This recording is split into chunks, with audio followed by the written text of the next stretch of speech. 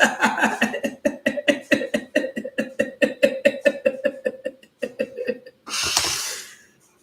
you didn't have to play your starters. Oh my God, you didn't have to play your starters because the Eagles lost. You didn't have to play the starters and you lost. This team is a joke. This team is a joke. A Packers team with nothing, a Lions team with nothing to play for, a Lions team with nothing to play for at home. They still lost. If it was 16-16 after 16 nothing, I don't care what anybody says. NFL was trying to give you that game for that revenge against the Detroit Lions if you're Ben Johnson. And I bet you all still choked at the end, even if the NFL wanted Ben Johnson to get his revenge. Wow, what a joke. What a joke team. They played like a team that fluked their way to an onside kick, knowing their only chance of victory was taking Jordan Love out of the game. And the little chicken shit Chicago Bears are an insult to Bears. They're not even fierce. They shut off the Packers sideline heaters, but they kept their sideline heaters on, did they? NFL totally going to script a game for the Packers next week. The garbage Chicago Bears finish 11-6. They are complete fucking trash. And we all know people are still going to bet on the Bears next week. Man, I truly feel sorry for these people. It's all about Jordan Love. It's all about the 15 years later, the very first championship after the death of Bart Starr. The Bears fall to 11-7. Their seventh loss against the seventh seed. Their season has come to an end. And because the Commanders are beating the Eagles, despite the Bears' loss, I was able to not have to redo my playoff bracket video. I was anticipating the Bears to stay at number 2, and here we are. Josh Johnson with his 14th touchdown of the season. Packers 14th championship. He gets his 14th touchdown of the season. Josh Johnson finishes the game with 14 completions on 22 attempts. 14, the very big number, is the Packers going for their 14th championship. Caleb is gematria of 14. And if you're wondering why he's saying unfortunately, he really wanted Bears to play the Packers in the NFC Championship game. But it's kind of scripted for the Packers to beat Philadelphia in the NFC Championship game. Now, I'm not going to rule out the Rams having an opportunity to make it to NFC Championship. But as the numbers suggest, that they will probably beat Philadelphia for the NFC Championship. LaFleur is going to be 6-5 in the playoffs. Now the Bay Area does equal 25. Chicago falls to 2-5 versus the division. In other words, 2-5 is 2 wins in 7 games. That's the big number. It's 27 because of the Packers quarterbacks to win the first championship. It has all happened at 27 years of age. That is the age of Jordan Alexander Love. And again, Packers' 14th road playoff win by the numbers is happening against number 14, Sam Darnold. And then the 15th road win, that's the other divisional matchup. It can either be the Rams or it can basically be Jalen Hurts. You can honestly make a strong case for either team to play against the Packers. Home field is not up for grabs. The Packers are number 7. They'll be traveling to LA or Philadelphia, but it appears they are going to Philadelphia, where the Eagles' 27th playoff loss is going to happen versus Green Bay instead of the Rams. Now, Matthew does equal 27, but we go in with the 27 years of age every time a Packer quarterback has won their first championship with the team. So you got to ignore Matt Stafford's gematria. And this may have something to do with Vince Lombardi, I think. The key death is Bart Starr. But Lombardi did coach the Commanders for one season, 5 wins, 7 losses. And that's what I kind of think about as far as the Commanders goes. Yeah, the playoff bracket video is up. And my selections by round is up. Packers with a road win at Chicago, then Seattle, and then in the NFC Championship game, again, it is a 50-50. The biggest 50-50 in my bracket is going to be the Rams and the Eagles. That one, nobody did. I was pretty sure Ben Johnson was going to have the revenge. I mean, Chicago Bears played their starters until the end, and they lost, and they're garbage. And the Packers have rested everybody, basically. This is a huge loss for the Bears. Let's banner the Bears because they didn't even have to play their starters, and they still lost to a team with nothing to play for, With nothing to play for, they still lost. They had nothing to play for. Nothing. Zero. Nothing to play for. Now, Clayton Tune is garbage. That is who the Packers played this game. They even played Josh Jacobs. They couldn't give a shit. Why should they give a shit if they were stuck at number 7 anyways? They whipped the ass of the Bears. They played great job of company men for putting the Steelers-Ravens matchup, for making it possible tonight. All they did was rest players, and they whipped the Bears' ass, and they did a great job of playing company men, making sure Derrick Henry's red hot before he takes on the Houston Texans defense. The Texans get the better of the Ravens in the playoffs. The Packers doing a great job of being company men in that Raven game. That game was completely fake last week.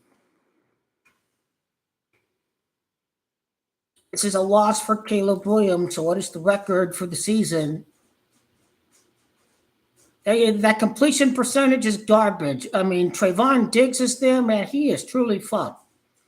He is cooked. So he threw an interception. He's at 13 interceptions in his career. He's going to throw his 14th career interception against the Packers next week. Another 14, he is going to throw at least an interception. He's going to throw at least an interception guaranteed because he's at 13 interceptions, and he is going to get number 14 because the NFL is scripted. I think it was the Steelers. They were the first number 6 seed, so I think that was Super Bowl 40. So there were 2 number 6s that won, but never before as a number 7 seed won. No better time than the winningest team in football history to not only be the first team to win a playoff game as the 7th seed, but the first to win a Super Bowl as the number 7 seed. But yeah, that was Super Bowl 40. You can check that out. The Steelers were a number 6 seed that year. They went in and won the Super Bowl against the Seahawks.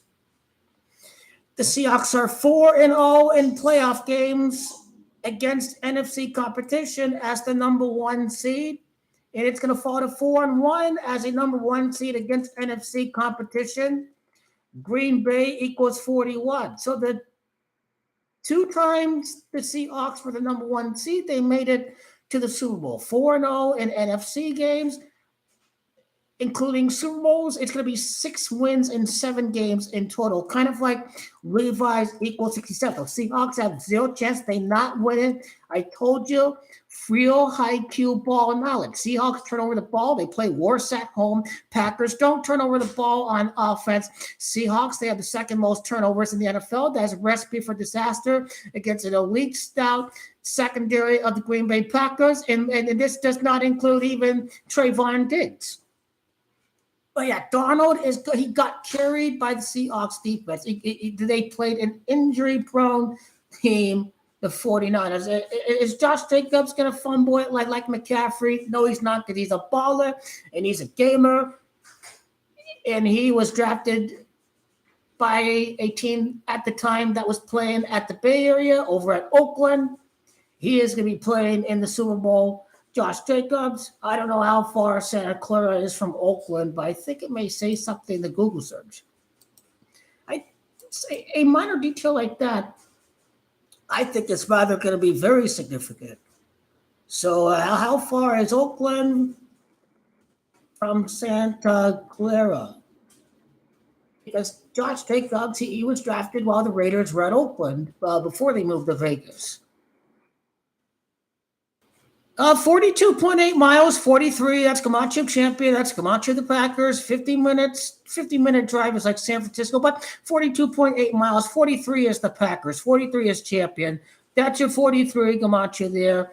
Distance from Oakland to Santa Clara, that's 43 miles. That's what that's about with Josh Jacobs. The Packers equals 43.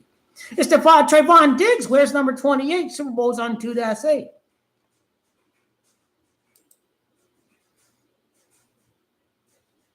Yeah, Caleb is garbage. Caleb is garbage. The numbers do not suggest that he is going to win the playoff game. The numbers suggest that the quarterback without the playoff experience is in fact going to lose. Because right here, this is 4 wins and 9 playoff games for Matt LaFleur. You know, this is the 49er stadium. This is the 49ers stadium that they're at. So that's what we think about when 49 is concerned. How about that Camacho Josh Jacobs? 11 playoff games, 6 wins. That's another way of looking at Jordan Love's Camacho. Packers will be 5-4 on the road. Illinois in reverse does equal 54. Now, it is also Illinois that does equal 117. Chicago falls to 11-7. So it's not just the Bart Starr 117, but the game is not going to be played at Wisconsin. It's going to be played at Illinois, and Illinois is 117. This suggests that the Bears season ends with an 11-7 record. And like I said with Sam Darnold, what loss is this in his career? He is Sam Darnold. He is nothing special. He's just a serviceable starter. He was carried by great teams. In both of these years, Packers have a better defense than the Seahawks. They only beat garbage teams. They're clearly carried by the NFL. This is his 43rd loss against the Packers. The Packers is 43. Darnold's 43rd loss to Green Bay is what's going to happen. This one is a pretty easy call when we're looking at the numbers there. Not just the 14th playoff win on the road, but the nth loss of Sam Darnold's career overall. He's just not a playoff quarterback if he's watched the game last year. The Packers-Seahawks record. The Seahawks are one of the biggest fraudulent number 1 seeds ever in modern times. First-year quarterback in the new system, the most turnovers in the NFL. Some garbage team has the most turnovers. I don't know who had more turnovers in the Seahawks on offense. Conservative coach. He plays not to lose. He's garbage. No killer instinct. Let Sam Darnold get 4 touchdowns against the Vikings. No, Seahawks coach is a garbage clown.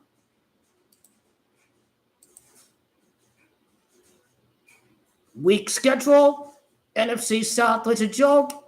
AFC South was a joke. They didn't play Jacksonville in the second half of the season. They didn't play the Texans in the second half of the season. The Seahawks clearly got lucky. They played both of those 2 teams when the Texans were not playing the ball that they were in the last 10 games.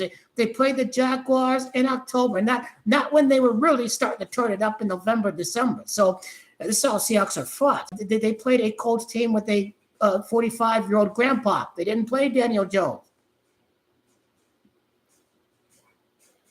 Jordan Love, number 10, the 10th road game at Seattle for the Packers. This is a Packers victory. Packer victory it is. If the Seahawks fall 6-4, LA Rams is 64. If the Packers play the Rams in the NFC Championship game. And again, in the NFC Championship game, it can be either team. It can be the Eagles or the Rams. I'm giving both teams a really good chance. But I think when we look at the Lombardi star history, their only loss was to the Eagles. I think that's where this is going to put the Eagles over the edge over the LA Rams. So, and again, and I think we shouldn't overthink it. I think the Eagles' 27th playoff loss is going to have to happen against Green Bay with the whole 27 enigma we are accustomed to. Flipped it right from the get-go, or you read it right before the playoffs. Script never flips. They throw the graphic on there on Sunday Night Football. All the Packer quarterbacks, their first titles, they were 27. NFL doesn't give a fuck. Why? Nobody's considering the Packers, so that's why they don't give a fuck. It's not going to cut into casino profits. Number two, people still don't think the NFL is rigged. It's mocking in plain sight, so they don't care whatsoever. They might just give it to Drake May. They may. Maybe that game against the Jets put him over the line, I think. It looks, division title. I don't think Drake May's close to 40 touchdowns, is he? They're marketing the future. It comes down to marketing the future. So the numbers suggest Matt Stafford should be MVP. Drake May only had 30 touchdowns, but they could be trying to. Of course, they've stolen MVPs before, have they? Have they stolen MVPs like in the NBA where they stole it from Jokic and they give it to Embiid? I mean, that was a beta moment, obviously. He cried his way to MVP. You don't really get that in the NFL. I think LeBron James Defensive Player of the Year award was stolen from Marc Gasol. So, yeah, some awards have been stolen. The NBA secret agendas. I can't say for sure if that happens in the NFL.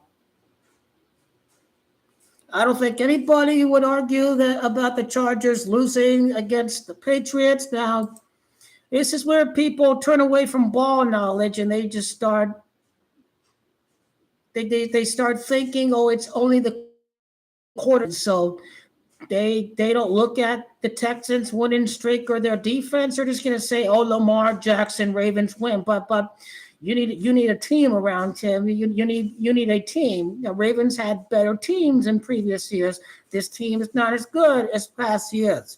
CJ Stroud still got plenty of playoff games in his book. I think he's got 4 playoff games. So experience is there for the Houston Texans. And then the other guy, Josh Allen, battle line. Jaguars have a better defense. They just going to win the war in the trenches. And you know what? Trevor Lawrence did the job just fine right there. So clearly, Bill's got to improve O-line and defensive pass rush. War will be won in the trenches. The war in the trenches is what's going to decide.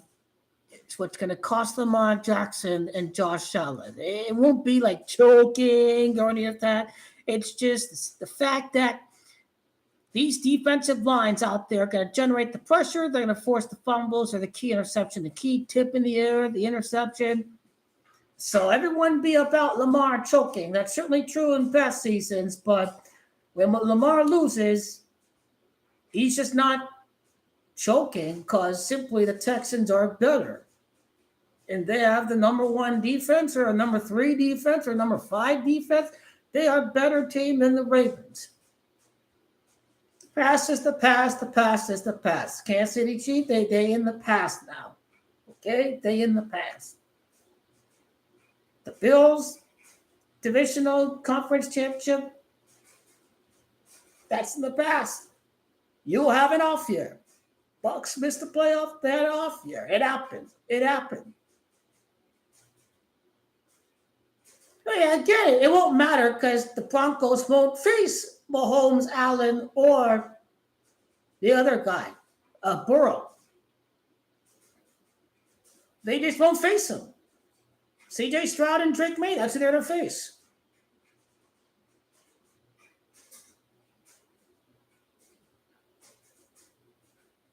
Next year. Now, it's called the range for the Bills, Super Bowl 61, Super Bowl 62. That's the range. That's the range in time that they'll win a Super Bowl. Let's say if they fall short next year, Super Bowl 62, the range is from Super Bowl 61 to Super Bowl 62. That's what's referred to as the range. But I got Allen doing it in LA. LA's 14. The Bills can be 1-4 in the Super Bowl. I think they should be able to do it by next year. And I think NFL is going to script the Super Bowl for Jim Harbaugh for all the times they decided 49ers were not going to win the Super Bowl during the Kaepernick, Alex Smith, and Patrick Willis era, and Navarro Bowman and Frank Gore, all of that. Because, of course, thank you. Because Jim Harbaugh got the shaft, so NFL is going to give a Super Bowl back to him. He's won everywhere. They're going to script the Super Bowl for Jim Harbaugh. They host it, they lose. Then the next year they'll win. Yeah, again, NFL scripted by 14 this year. Also because it leads into next year's Super Bowl because LA equals 14 in reverse. And so it kind of Packers 14th championship before next year's Super Bowl at LA. LA's 13-14. Packers go from 13 to 14. Then we decide the next winner. Next year's Super Bowl is at SoFi over at LA.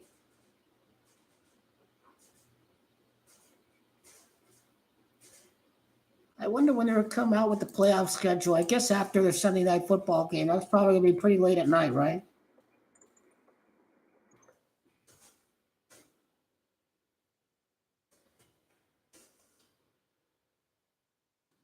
2:30, 6 o'clock, 11, 2:30, 6:15, 6:15. I presume the schedule is going to be announced, I think, right after the Ravens-Steelers game. But right after the Sunday night game, that's when they usually announce the playoff schedule when the teams are playing. The time's already predetermined, though. But hey, Jordan Love, number 10, he's probably going to play on Saturday.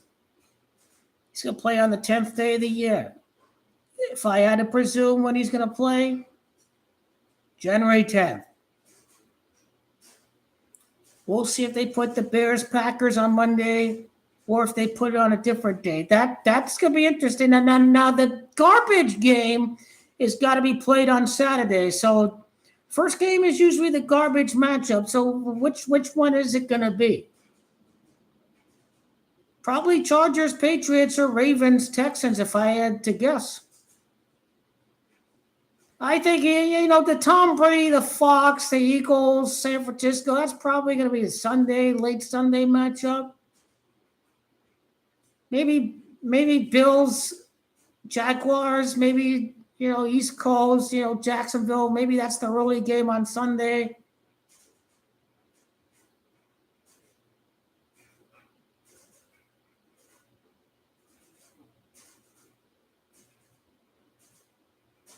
I think Bryce Young is garbage. That is a garbage matchup. Maybe Panthers Rams is on Saturday. We'll see. They're throwing some ideas. Maybe they want the Monday night broadcast to be the. I did the last playoff game is the number 7 seed Packers against number 2 Bears. That's probably going to be the Monday game, I guess. Is there a way to find out?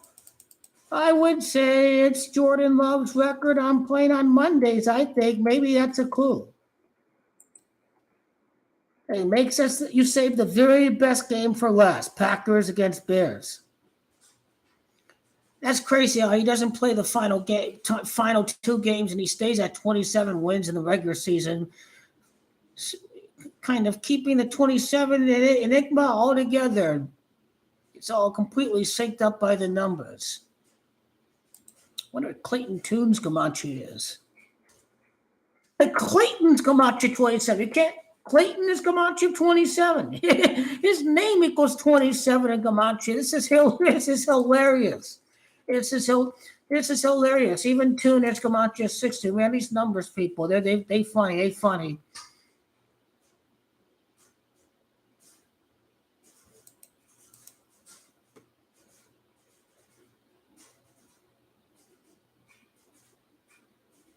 Jordan Love can win his 14th road game of his career for his first playoff win of this campaign. He's got one playoff win at Dallas. So he's at 13 road wins.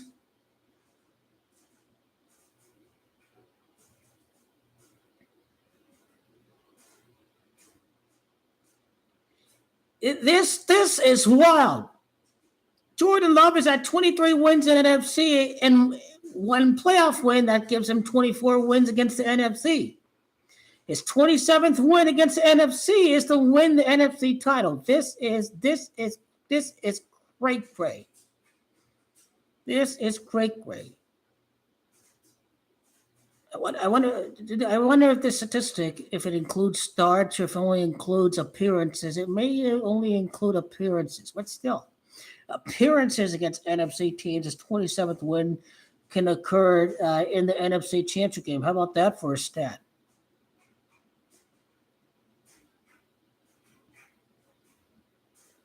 Jordan Love is 2-3 on Mondays. He's going to improve to 3-3 on Mondays with a win over the Bears. The Bears is 33.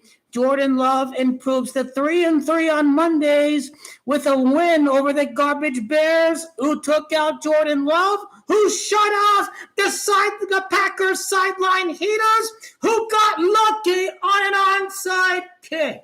So I bet you that is the Monday matchup. And plus Monday Night Football in abbreviations equals 33. Jordan Love improves to 3-3 on Mondays when he beats the garbage Chicago Bears. Their season started with a loss on a Monday to an NFC North rival. Ditto the playoffs. Does anybody think the Panthers have any chance against the Rams?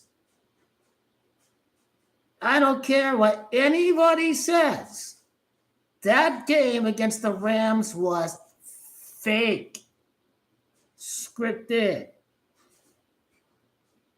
Panthers, Eagles, garbage. But you see how close the Eagles played the Rams, the playoff game and the regular season game. Eagles, Rams, that sounds more like Do Re Mi. That sounds much more like Hotline Bling, Vito, TV ratings. Super Bowl winner, a Super Bowl winner matchup. Jalen Hurts got one ring and Matthew Stafford got one ring. You know, they want Eagles, they want Super Bowl winners. The 41ers, they too banged up. And they said, they're going to beat the Chiefs because, they don't have Jimmy Garoppolo. And then they're going to see these little 41er fans going to say the same thing. Well, now Brock Purdy's not hurt. We're going to beat the Eagles, this and that. And then they'll whine and cry and blame it on injuries and this and that. After a 3-point stinker, Eagles are going to take that game at home. They're going to take it. They have the rest advantage. Two teams that played and didn't get what they want, they're going to both lose. The Bears and the Eagles. The Bears and the 41ers, excuse me. The teams that played and did not secure their objective, the Bears, they could have easily gotten their objective even with sitting out their players. So this is a big, epic failure on the Bears' part. They could easily set out their players, and they still would have been the number 2 seed. It ended up not mattering for them to play their starters. Did the Eagles deliberately lose?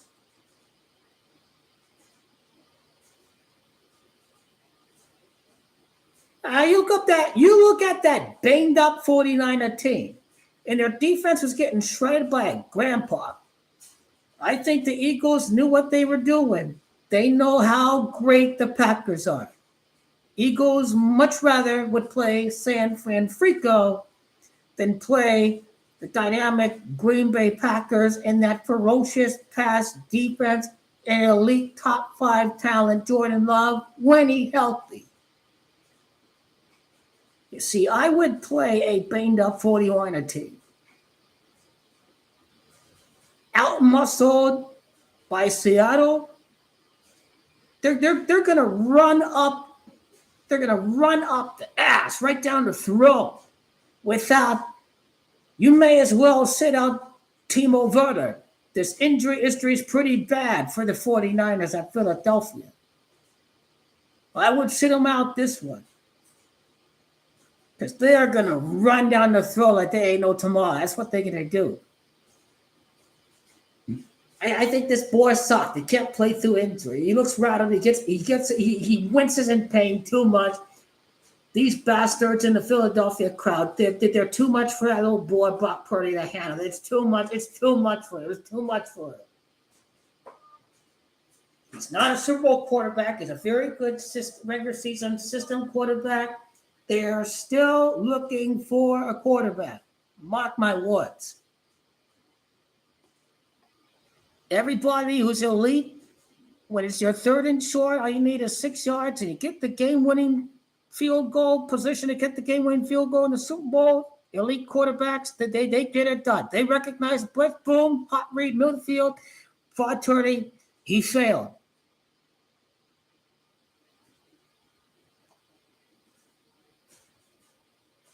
But yes, that is going to be the Monday game.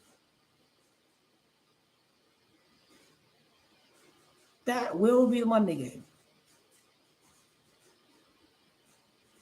Just by looking at Jordan Love's record on Monday nights, I'd be stunned if that's not the Monday game.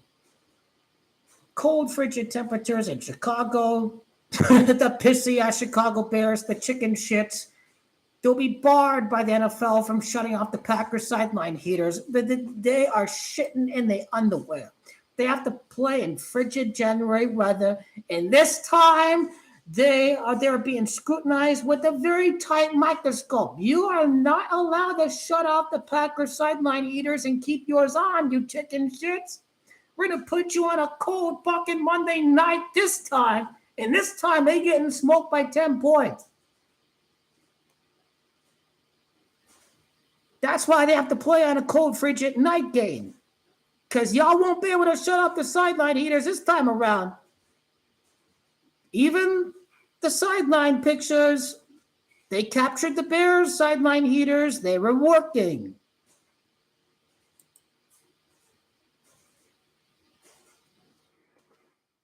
And the Bears have to, again, Caleb is not allowed to have any playoff wins.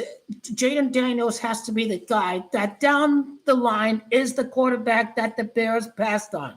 He's simply not allowed to win any playoff games. Again, because Daniels has 2 playoff wins, Caleb has 0. He's not allowed to win any playoff games because ultimately they have to be scripted to be made to pay for taking Caleb over Jaden Daniels. They are not allowed to win a playoff game.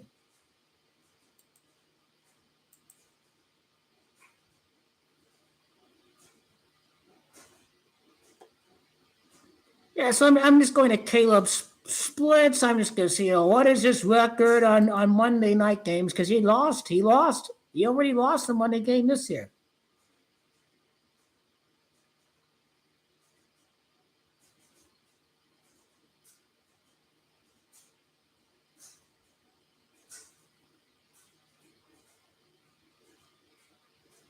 Oh, look at Caleb is 1-2 on Mondays. He's going to fall to 1-3 on Mondays. 4 games and 1 win. Green Bay is 41. He's going to fall to 1-3 on Mondays. Pack is Camacho 13, the 13-time NFL champions.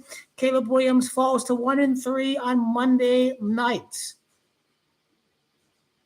This one is going to be a big-time mega parlay buster. People are going to bet on the Bears, and they're going to get fucking fried. It's Bears-Packers. Who thought they were going to win the very first game without Micah Parsons? And they very nearly did, bearing the fluke onside kick, and the cheating-ass Bears taking out the Packers starting quarterback, and the chicken shits keeping their sideline heaters on while shutting off the Packers sideline heaters. The Packers haven't won a game. Their first win without Micah Parsons is going to happen against the Bears, and it's going to kickstart their Super Bowl run with the you know that saying a brother going to pick up another brother. Trayvon Diggs going to pick up his brother that he knew from his time in Dallas and pick up the ship right where it left off, which is right after they whipped the ass of the Bears. Yeah, I think a Super Bowl rematch is definitely happening. There's a few ones we can look at. Definitely, if Broncos and Eagles are both in the conference titles, and suddenly an interesting rematch, 18-17. That is the most interesting thing as far as can Broncos and Eagles face off again in the Super Bowl? The 18-17, this and that. So I think the Broncos and the Eagles definitely have to be in the conference championship game. I'm starting to like the Rams losing the divisional round. Cold night in Philadelphia. Eagles, Packers. They did beat Michael Vick and the Eagles during their last Super Bowl run. They did go into Chicago and they beat the Bears. The only difference, it wasn't nobody. The Packers beat a bird team in the divisional round. They beat the Falcons. They are the bird team on the road. Divisional round again, they beat the bird team again.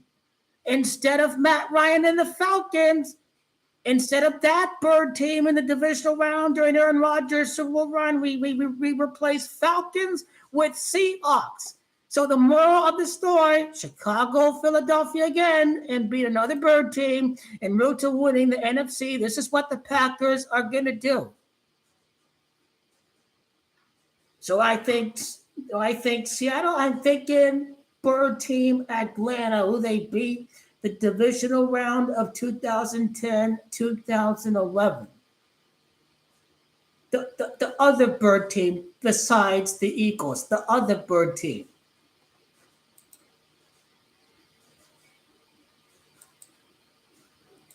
All of the numbers are pointing towards the Jaguars beating the Bills. Allen will fall to 7-7 the playoffs. Trevor Lawrence does it again.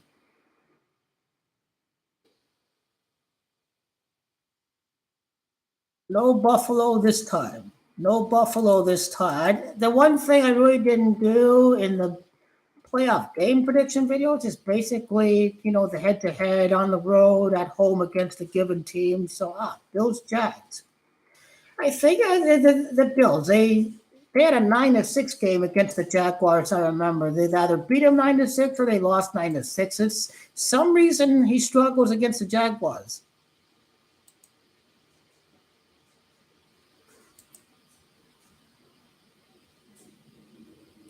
Okay, it was 6-9. Josh Allen lost against the Jaguars 9-6 on the road. This was November 7 of 2021. The last win at Jacksonville was in 2013.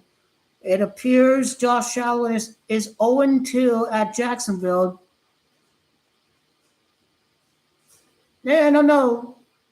That playoff game, I think Tyrod Taylor was playing, so he's 0-1 at Jacksonville. Right, the playoff game, that was Tyrod Taylor. They lost 10-3 that game. Probably going to be another defensive game, honestly. History going to repeat itself again. 9-6 was Josh Allen's last game at Jacksonville, a 9-6 loss. Even the series history is going to point towards Jacksonville here.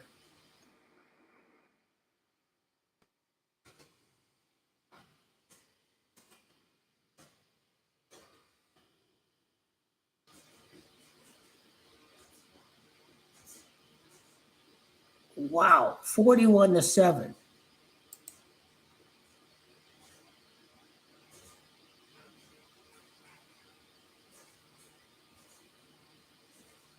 It's eight straight wins for the Jaguars. Okay, how can you fade? This is the wild card round. Their wild streaks are going to continue. Their wild streaks are going to continue when two MVP guys, Josh Allen and Lamar Jackson, get knocked out of the playoffs. That is the script. How can you fade a team that's won 8 straight games, that's won 9 straight games, and we're not even talking Patrick Mahomes or anything like that? I mean, these are two guys who've never even won the conference. I'm telling you, Jags and Texans are going to take it. I think the Patriots have a very easy game. I think the Patriots haven't lost a road game. They got to carry that streak to Mile High in Denver. AFC sides can be easy. NFC side, I think, is more interesting. It's more of an uncertainty of outcome, I think, compared to the AFC. I guess it depends on what you think about, the Ravens and who is playing the Jaguars. Oh yeah, the Bills.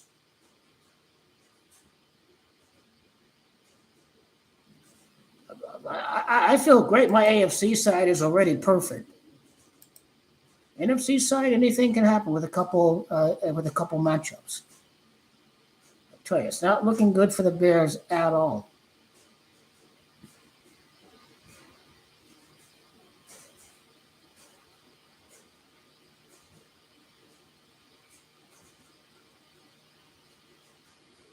Yes, before the Denver game, ever since before kickoff of the Denver game, the Packers are going to be 1-4 when they beat the Bears. That is your 14.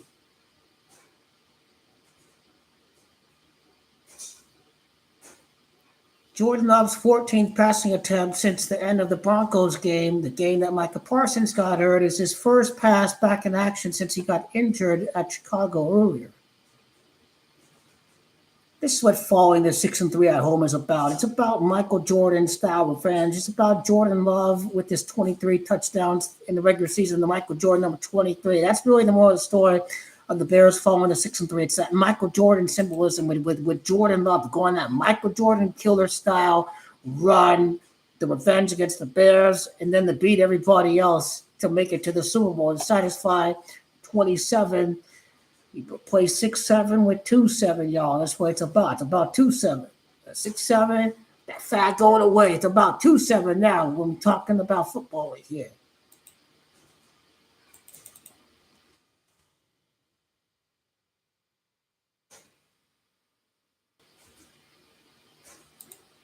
LaFleur's record against the Bears.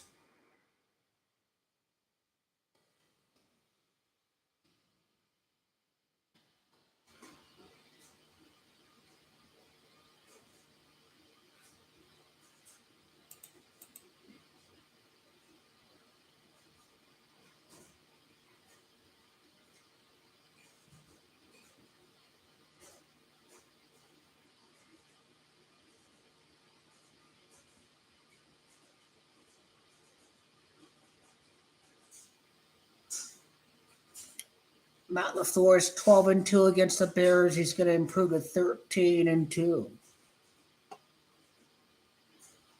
That 13th win represents their 13 championships that they have today.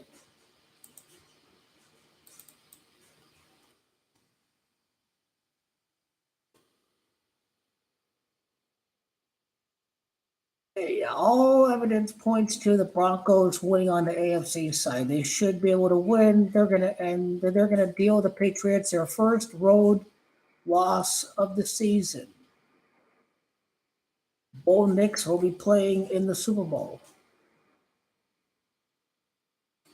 Now this is WWE wrestling.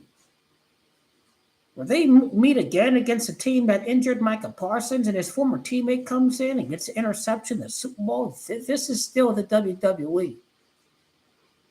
They meet up in the Super Bowl again, and they beat the Broncos after they injured Micah Parsons, and they do it with Trayvon Diggs. This is still a WWE type script.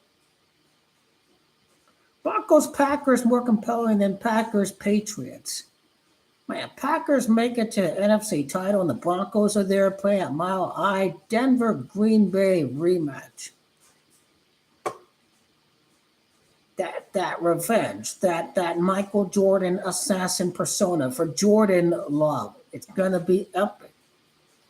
Broncos were the big dog entering the Super Bowl against a 17-2 Panther team, something like that. I mean, kind of the same situation there with the number 7 seed against the Denver Bronco team that ultimately is a number 1 seed that would win every game at home and have one of the most stifling defenses in the NFL. That still would be a pretty compelling WWE type script.